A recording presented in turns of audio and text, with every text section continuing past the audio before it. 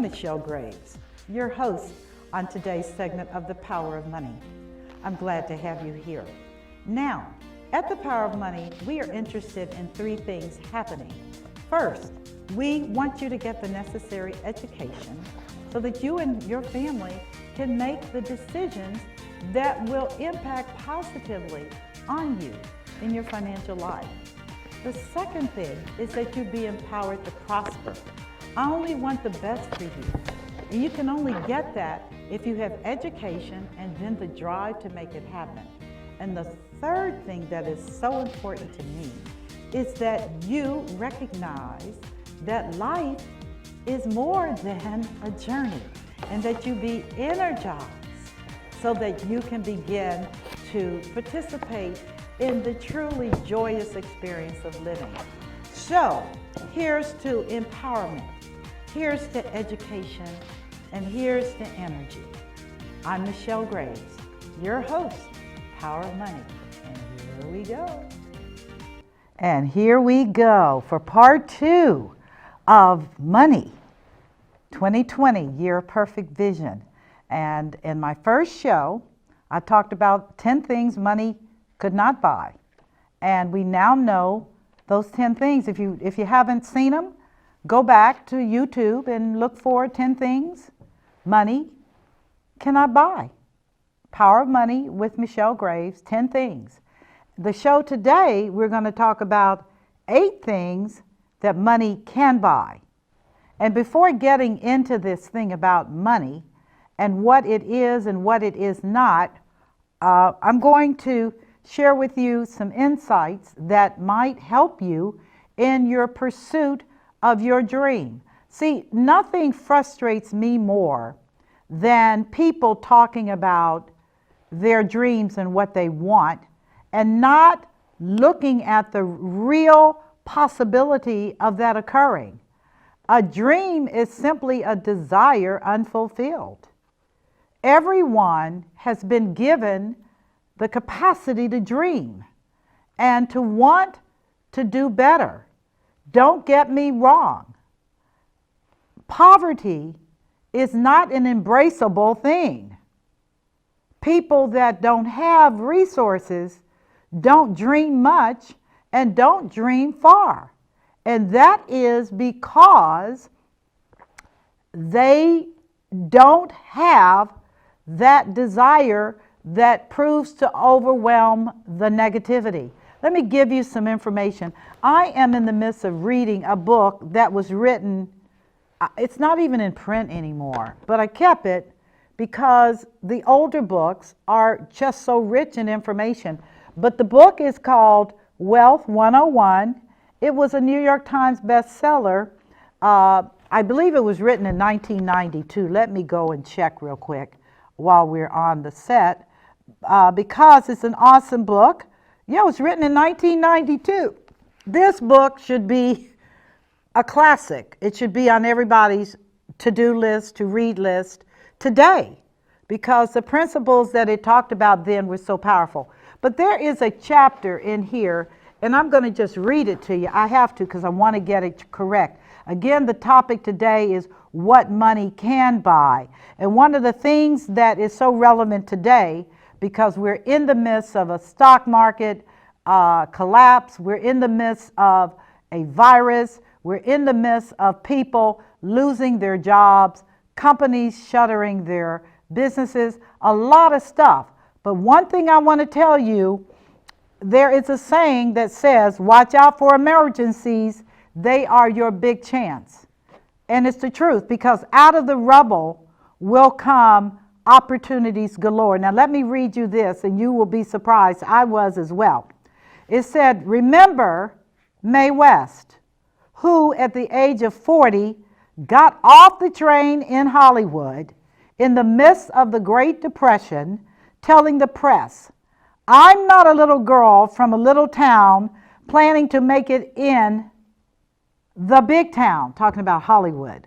I'm a big girl from a big town, and I have every intention of making it in this small town.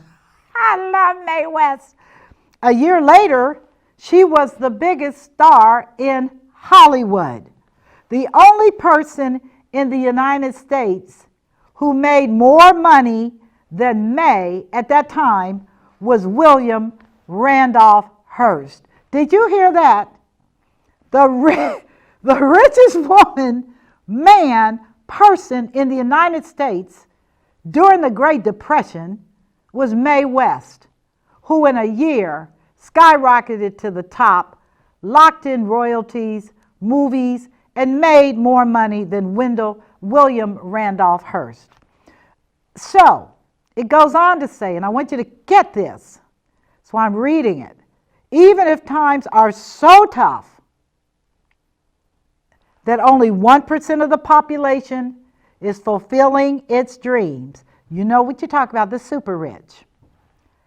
With the U.S. population at 250 million, that means 2,500,000 people will be fulfilling their dreams. Certainly, you can be one of those 2,500,000 people. Study success stories.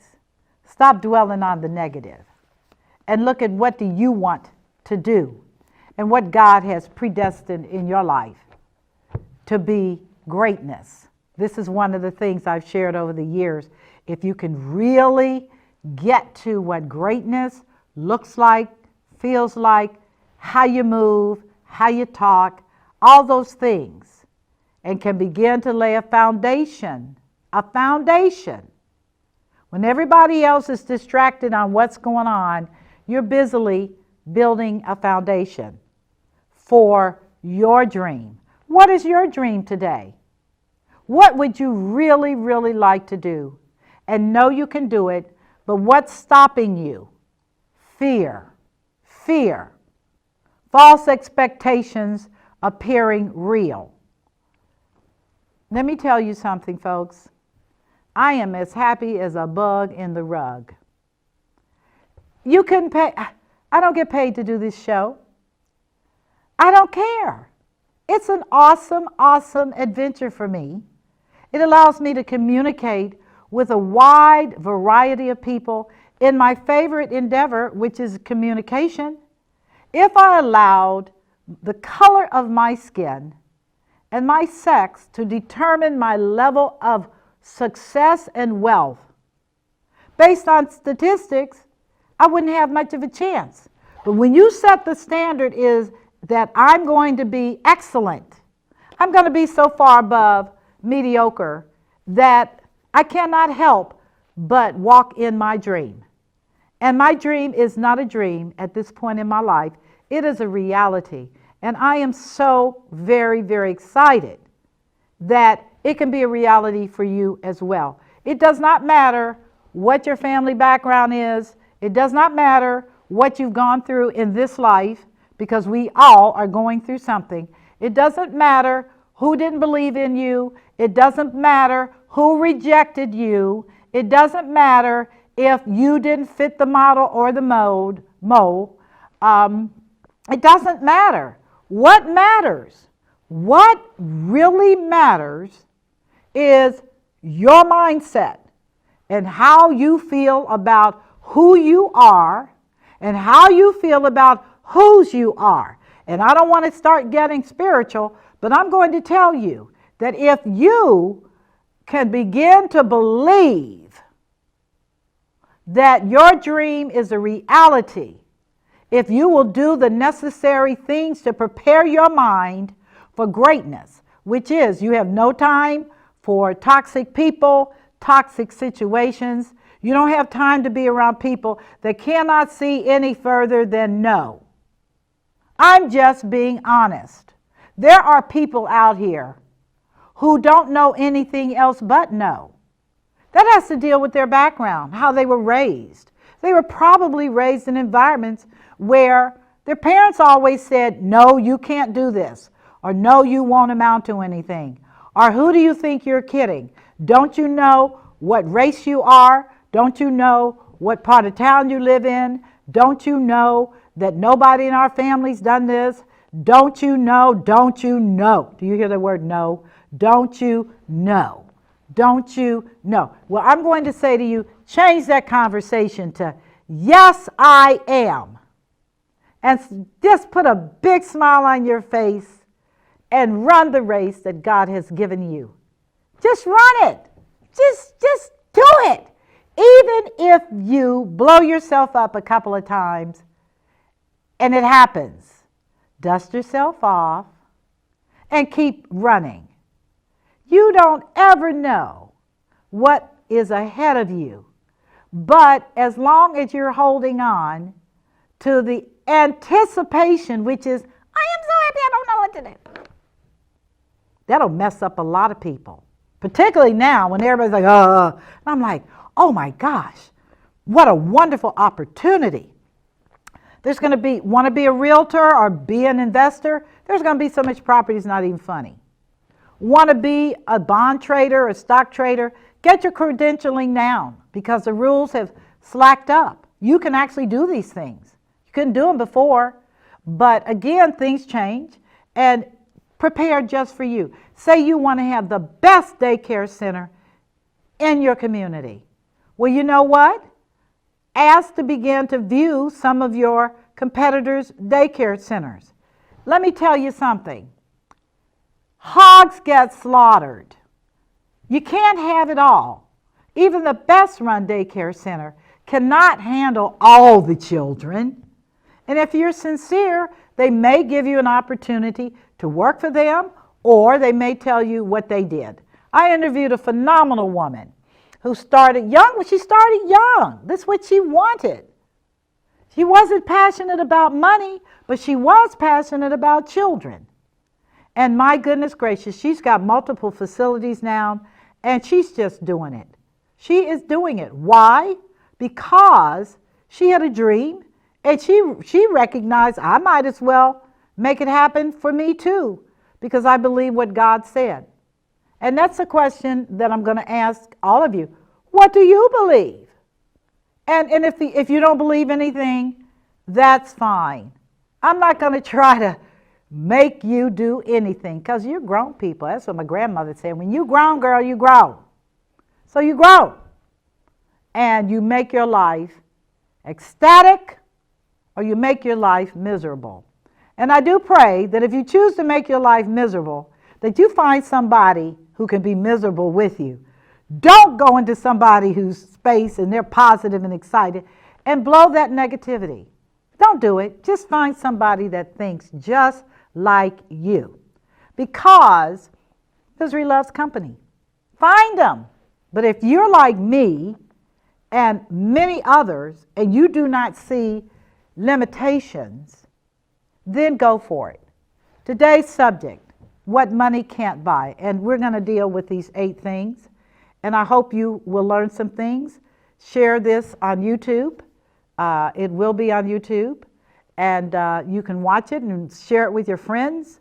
And hopefully they will be encouraged in 2020, the year of perfect vision, 2020. When the doctor says you have 20/20 vision, it means you can see clearly. And this is the year that despite all the things that are happening and distractions, I need you to zoom in on your dream and see what you can fulfill in terms of your life purpose and destiny. Just know for a truth that God never said it was going to be easy. Look at the parables of Joseph and other people. These people went on to greatness. But boy, oh boy, did they have a time. Moses killed a man, and Joseph's brothers were treacherous, totally treacherous. And you look at dysfunctionality with Jacob and his brother, dysfunctional mother's father. The Bible is so full of real life stuff. If you stop looking at it as some kind of a, otherworldly book, it's a hands-on, boots on the ground book of instruction to teach you how to get through this life and to fulfill God's promises in your life. That's the truth. I am the money lady. That was put on me long before I even understood what it meant, but I do understand what it means now, and I say I'm incredibly grateful. I'm grateful, grateful, grateful, and I want you to experience it as well. What money can buy. The number one thing, in my opinion, that money can buy is security, known as peace of mind. Money can buy security? Hecky, yeah. You want to know what money can buy? Security. If you're poor, you already know what that means. You don't ever know if you're going to be facing eviction. You don't know if you're going to have enough money to make your bills. You don't know if you're going to have enough money to buy food, even with cards, etc. You don't know if your future is going to be bright because it's hard to look forward when you're right now. You don't have peace of mind. That is major. Money, keep this in mind. I didn't say a job. I said money can buy you peace of mind. It can allow you to accumulate savings. Wouldn't that be nice? The Federal Reserve said the average American only has $400 in savings. What? But you're driving a car, you're looking at all these reality dumb shows about people that you think are doing amazing things. And it is amazing that they're getting paid to do that on television for you to watch. Now that's amazing. But will it facilitate you having savings? Which is every week a little bit of your money needs to be ferreted away in the bank or a piggy bank, somewhere where you can accumulate money, savings.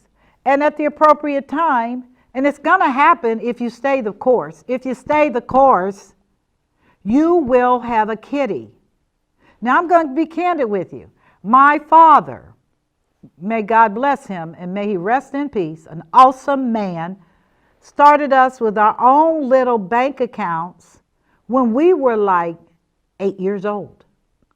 He walked us up to the bank, which was around the corner, and we opened up our little savings accounts at that time. I remember it because he said, out of your allowance, you have choices. And your best choice after you give your money to God, because we were taught early, that God gets your first fruits, the 10%. So I remember at that time I got $1 every week as an allowance. Now before you say $1, I'm not going to tell you my age, but I will tell you $1 meant a lot. So 10 cents went to the church, and the rest was on me. And so I saved every extra dollar. I didn't like to buy candy because I learned early that candy goes in your tummy and then that's gone. You spent the money and that's gone. But I learned to save young. The majority of people in this country, based upon patterns and also based upon the marketing machine in America that says you got to have a car, you got to have a house, you got to have furniture, you got to have new carpeting, you got to have new hardwood floors, you got to. And the poor consumer is inundated with this garbage, which translates to, you got to spend the money. I don't have the money. We'll finance you. Oh my gosh, who owns the floor now? The bank owns the floor. You know, you don't pay the bank, they're going to turn you over to collectors. And then you're going to wish they did come and collect the floor because they're going to harass you like you're a dog. So here we are. Savings creates peace of mind. By the time I graduated from high school, and this is not a lie, I was a pretty well situated young lady. I'm so serious. My boyfriend at that time, he was too. Okay, so we was just young people. We didn't know nothing.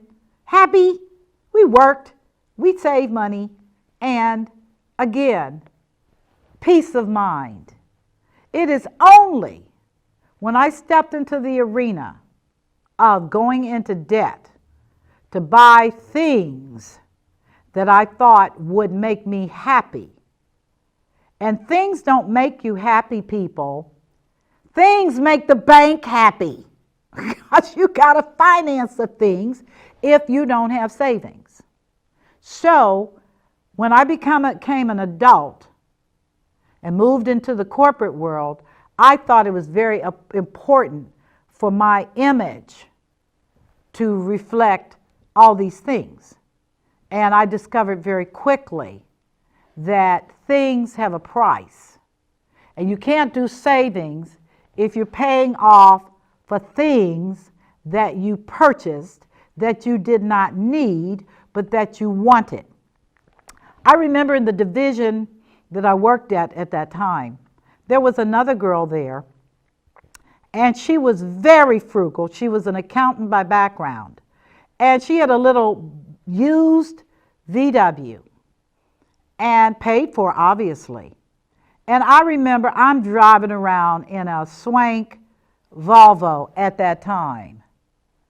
And let me tell you something. In the 3 years I watched her, she bought a house, she upgraded to some other things, and we were both making the same salary. This is why I'm sharing with you that it begins with savings. If you want peace of mind, make a decision to get out of debt. Number one, now, make a decision to do it. Eat hot dogs. It doesn't matter. The money needs to get you out of debt so that you will have peace of mind and so that you can build savings. What if you lost your job? A lot of people are losing their jobs right now because of government mandated closures relative to coronavirus. A lot of people are out of work that did not think, it just happened in less than 24 hours. Boom, done. What are you going to do? Collect unemployment. You're not going to live on unemployment. That's rough. Where are you going to get another job? I don't know. But if you had been saving while this period would have been uncomfortable, it would not have been horrific. Okay? So savings. And you say, where do I begin? Google Dave Ramsey. Okay? I don't view him as a competitor. That's absurd. Dave Ramsey has a call to help younger people get out of debt. Puts them on budgets. You can listen to his videos. I don't care if you have to pay him to get that stuff. You're paying somebody every day. So pay and get help if that's what you need. And get it now. Now. Come to the end of your road and recognize that I need to deal with my debt so that I can have savings, because that's the goal. Now, with the rich, they are more than willing to let you go into debt because the debt payments represent interest. That's the cost of you not having cash. So you borrow because you don't have the money. But the interest goes directly into the coffers of the lender, okay? The bank. Well, the bank has investors and board members who are the rich, and so you're helping them to become richer. And then we get mad. I tell folks, why are you mad? Well, that's just immoral. What? You did not start talking about spiritual precepts, morality, integrity. You did not try to superimpose that value system onto capitalism, which is profit-driven and motivated by consumer spending, consumer debt. What? No. Stop the hemorrhaging for yourself. Empower yourself. Begin to save your money. It's going to be tough because bad habits are hard to change. But when you understand that money can buy you peace of mind, and that when you begin to come out of debt and have a savings plan, you're going to experience joy, peace, happiness. For real. You can buy things if that's what you want and be okay with it. People ask me all the time, You can afford a new car. Why don't you? I said it's 4 wheels and a steering mechanism, 4 tires and a steering mechanism. Well, but why do you want to hold on to money? Because I like peace of mind. And I actually have been there. That's why I'm the money lady. I learned how to mismanage money before I learned how to manage money. And there was no excuse for me because I had been trained to save as a child. But then I had to go into the adult world and find out what that felt like to be in debt. And you know what? Not for me. If I want to buy a car, I'll write a check. But why? I don't need a car. My car is great. And it keeps people off me, which is they look at the car and they figure, she don't have nothing. I'm like, that's fine with me. I don't need you thinking anything about me. Okay, I'm okay. So I'm trying to take you somewhere because I do know what I'm talking about. That's why I'm on this show. And that's why I love doing this show. Because hopefully you will hear me and get your mindset right so that you will begin to order your life to be blessed, to be the 1% of America, and to come out of dreamland. It's dangerous to be in dreamland in America. For real. Do you think the rich are worried about food? Really? Do you? Do you think they're running to the store buying toilet paper, paper plates, meat, prepare? Do you think that's their agenda right now? Do you think they really, really are worried about? Let me tell you something. The rich are not worried about any of that. You know why? Because their friends own these food companies. And if they need food, they will make a phone call and they'll get it. They'll get whatever they want because they are rich. Everybody else has to struggle and scuffle and try to get to the store fast. I gotta get because we are not rich. So accept that. You can say, I'm not rich yet. But buddy, behind this, things are going to be different in my household.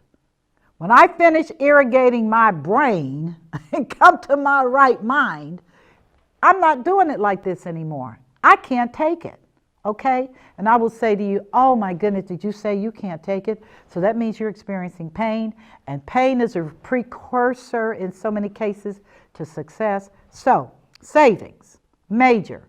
You know why you need to do it. The second thing in the area of security, which is peace of mind that money can buy, is money can buy life insurance. You say, oh, I knew she was going to talk about it. What do you want me to say? Most of the wealth in America is inherited wealth. And guess where it comes from? Life insurance. The rich buy a ton of it. Why? Because it's cheap money. If you buy a $10 million policy and you die tomorrow, the life insurance company has to pay it out if you died of natural causes. Now, if you killed yourself, there's suicide clause. That's different. But do you know of any kind of vehicle out here today where a big corporation is on the hook to pay you if you die? A specified by contract amount. You talk about changing the world for your children and for your widowed wife or widowed husband. Bingo. It also does other things, which is, should you die, you have the comfort and the peace of mind of knowing that your family's taken care of. I have seen so many cases where a woman's husband has died and left her nothing. Nothing. Her and the children, nothing. Comments. Well, she can fend for herself. You rat. What? How's she going to fend for herself and she's grieving over you and trying to raise a family? Really? Really? Don't be like that. Make sure that you have life insurance, more than just to put you in a box or cremate you, make sure you have life insurance to cover the needs of your family. Okay? Now, if you're single, you don't have any kids, you don't have anybody, then I would say to you, your requirements would be a little different because you don't have anything. You do need a will because even though you don't think you have anything, the state probably does, and they're going to want to probate it. You may have heirs and people you don't know about that can come and get your stuff. That's available if you're single with nothing. But most people do have something, and therefore peace of mind from life insurance, okay? And actually peace of mind from any kind of insurance vehicle, not just life insurance, but also disability insurance, because the statistics are pretty grim on people becoming disabled and having no money, no continuation of income, lose their houses, lose their credit, all because of something that happened to them. And before you say, well, money, lady, I can get Social Security, disability. And I will say to you, how dare you use my name in vain? Social Security may pay you $500, and you're going to wait forever to get it. And there are restrictions on what you can and cannot do for life. And there you are. Really smart. You can get a disability insurance contract that pays you 2/3 of your income for as long as you're disabled. Depends on the type of contract. Okay? These are simple things for peace of mind. And you know what? The thing about being disabled is if you have a family and you have a wife, she may have to go back to work. You may wind up being the stay-at-home mom. You may find yourself dealing with other things that you had not anticipated because you did not focus on peace of mind. Remember, money can buy you peace of mind. Now, having said that, get with it. Get with it. Get started today. Don't play around with that. If you need me, you know how to reach me. Go to my website and call me up. Okay, MichelleGravesOnline.com. Anyway, peace of mind is number one that money can buy. And don't minimize it because stress is real. When you don't have enough money, everything just gets twisted.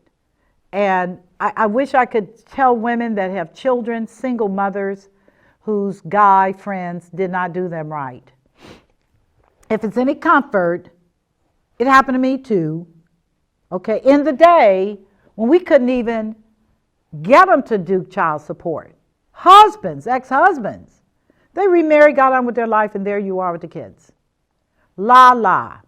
You can either cry me a river or you can pull yourself up and begin to look at other opportunities that will allow you to do other things without a 9-to-5.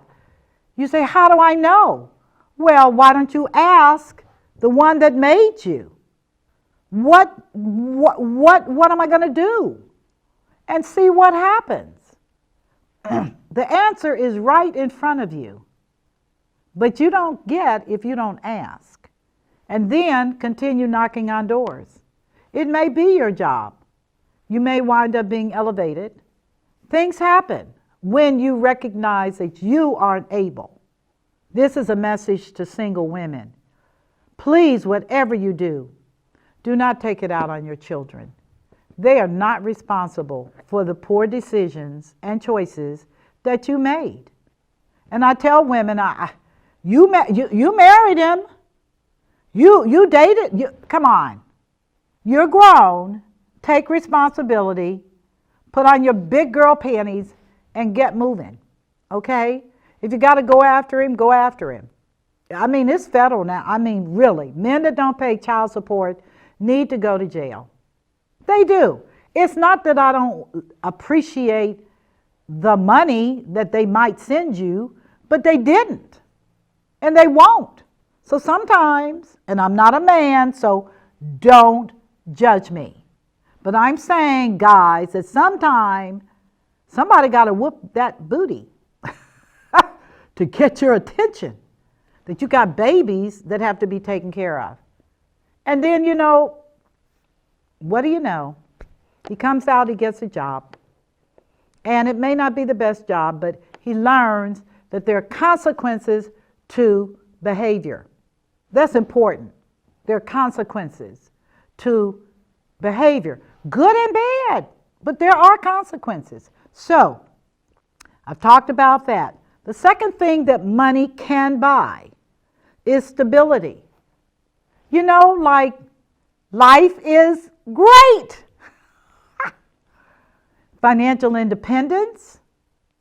Wouldn't it be wonderful to be able to come and go as you wished and not be worried? You've got savings. You know that you've got all things in place. If you've got children, you've got money you're putting away for their college or trade school or whatever. But that's happening because that's what parents do. You are living in relative comfort, not a cramped apartment, fighting for air to breathe. That's called stability. And you're able to pay for necessities without stress. I find it very painful when I realize what women and single mothers have to pay for daycare. And before you start talking about, what do you mean? They get assistance. Not everybody gets assistance. Not everybody qualifies. And the waiting list in many facilities is very long. It is. So, what about stability? Like that? Money can do that.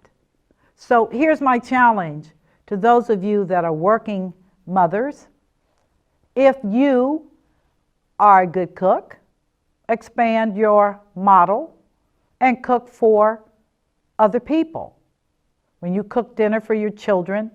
Now, I'm not talking to you all that are making fast food companies rich.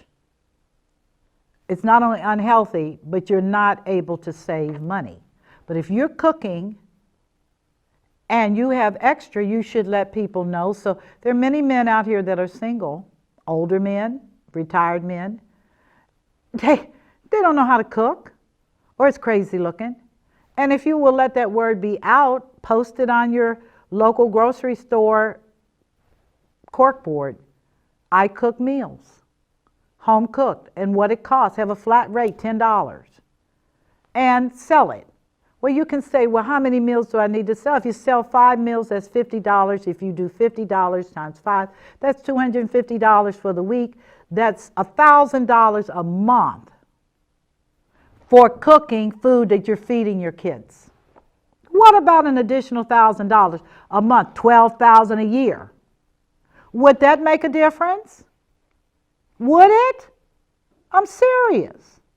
Just from you doing what you do. That's just one thing. There are many, many things that you can do.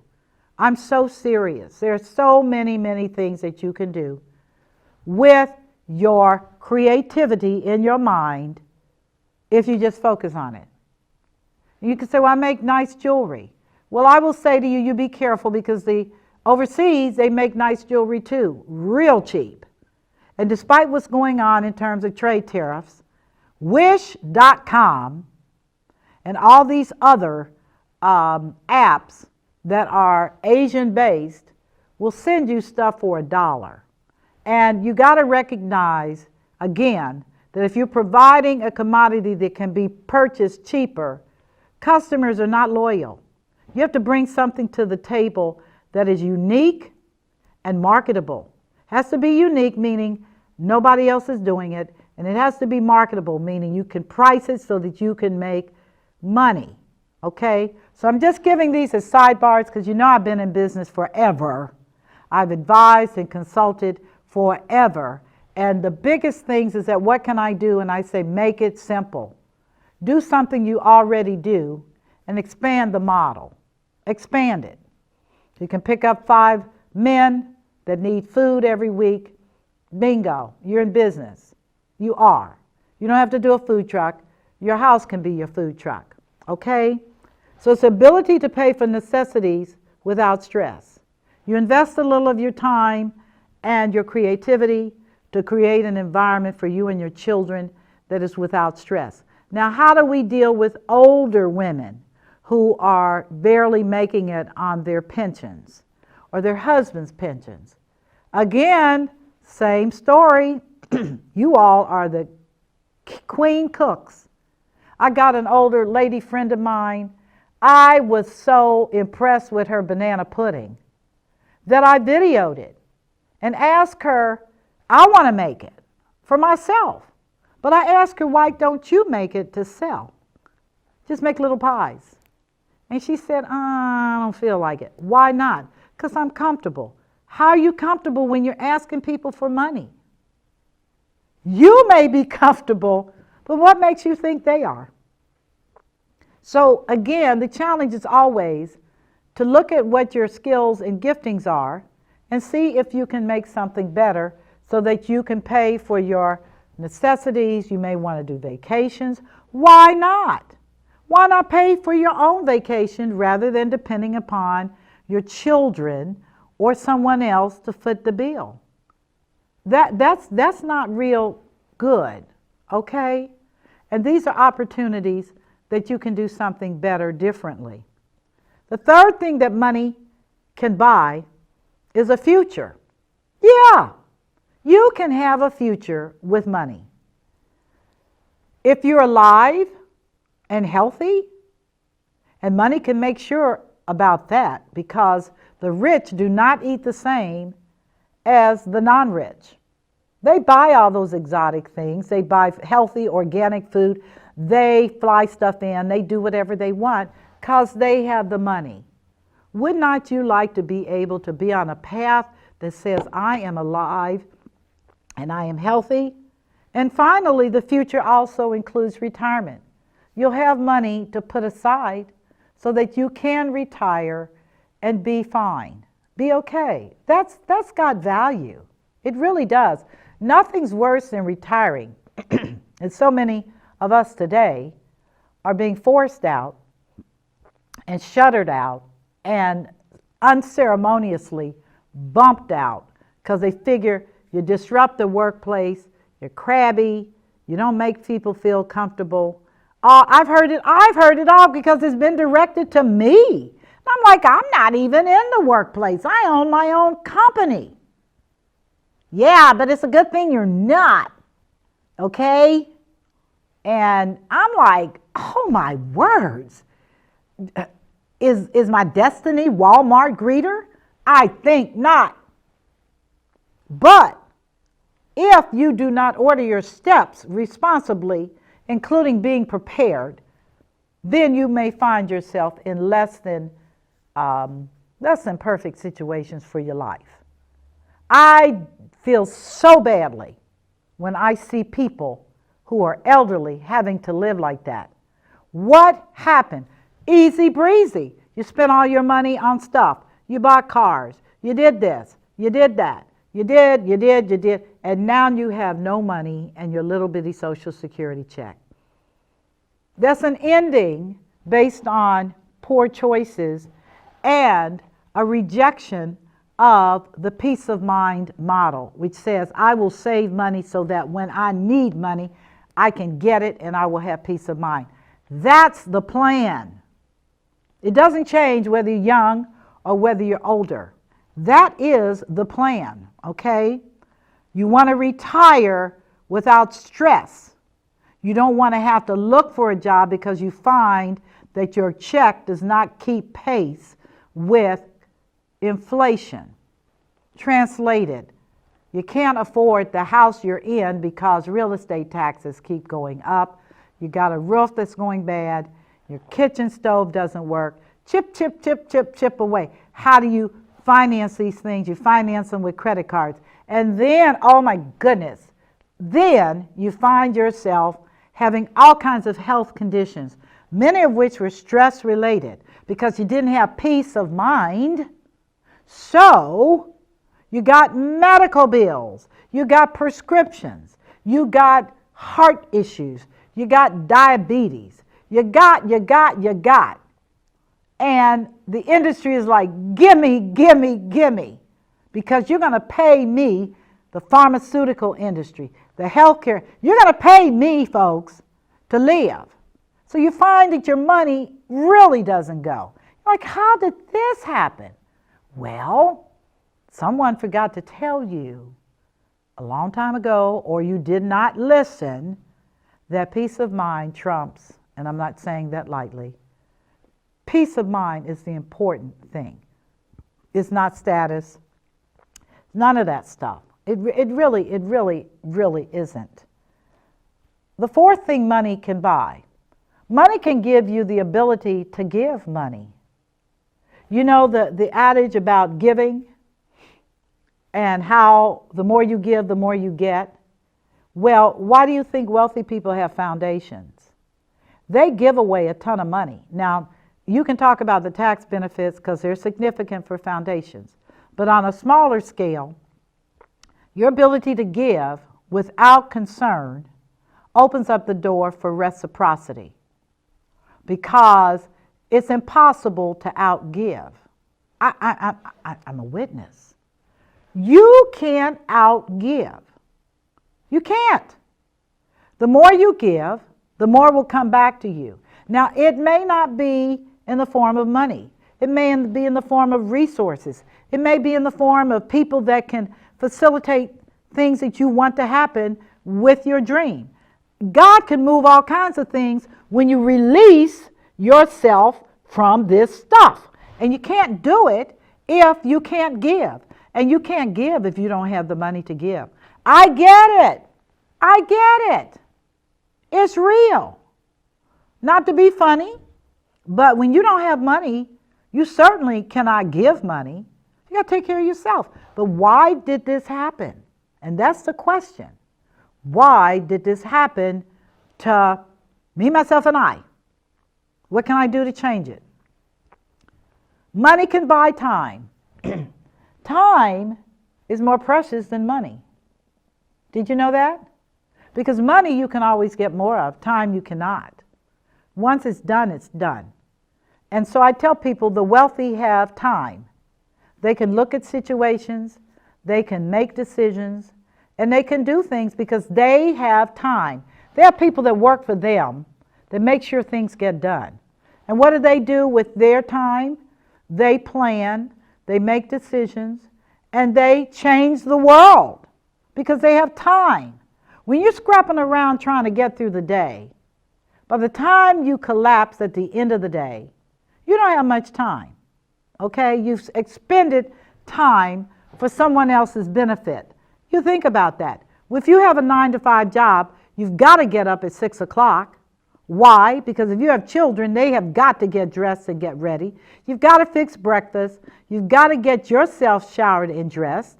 And then you got to get out here at least by 8:15 to get there at 9. If you live in larger metropoles, you may have to leave at an hour early. But you got to leave. So your 3 hours are already lost, poof, out the door on somebody else's agenda. And then when you come home, it's the same thing. You got to do traffic, you get home, you got to feed the children, you got to clean up the house, the kitchen, you got to get things laid out, you got to review homework, you got to prepare the meals for the next day, or at least the meal plan, and get stuff thawed out. And then at 8:30, you got to get you together. You want to know why people are stressed out and freaked out? Try to do that lifestyle for 40 years. And you better believe you'd be looking like a crispy critter. And many of us are. Now, how can I speak so directly about that? Because I wasn't always a corporate guru and all this.